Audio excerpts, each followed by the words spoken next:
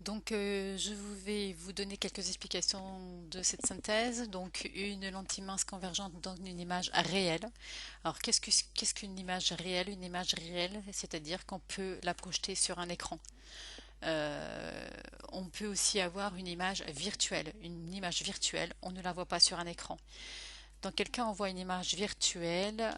On voit une image virtuelle lorsqu'on prend une loupe pour voir un texte.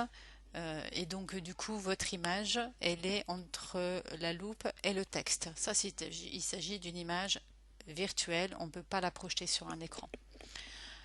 Donc une lentille mince donne une image réelle d'un objet réel si la distance entre l'objet et la lentille est supérieure à la distance focale. La position de l'image et de l'objet sont liées par une relation qu'on appelle la relation de conjugaison qui est 1 sur OA' moins 1 sur OA égale 1 sur F'. Effectivement, à une position d'un objet correspond à une position de l'image à cet endroit-là pour qu'elle soit nette.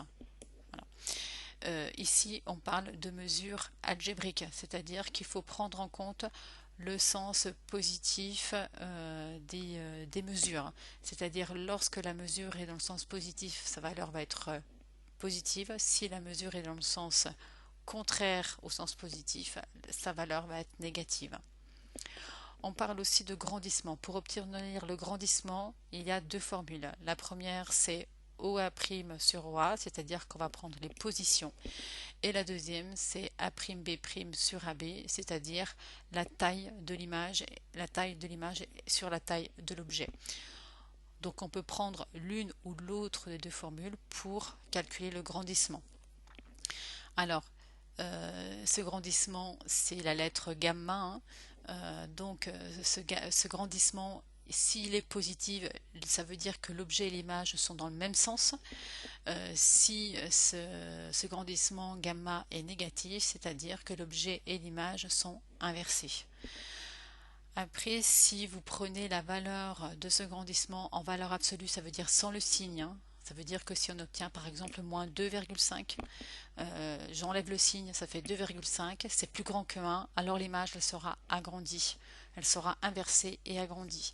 Si, si aussi donc le grandissement, on prend la valeur sans le signe et que c'est plus petit que 1, je me suis trompée, je marque exactement la même chose, c'est plus petit que 1, alors l'image est non plus agrandie mais elle est rétrécie. D'accord, donc si on trouve par exemple moins 0,5, ça veut dire que l'image est inversée par rapport à l'objet et elle est plus petite que l'objet. Voilà.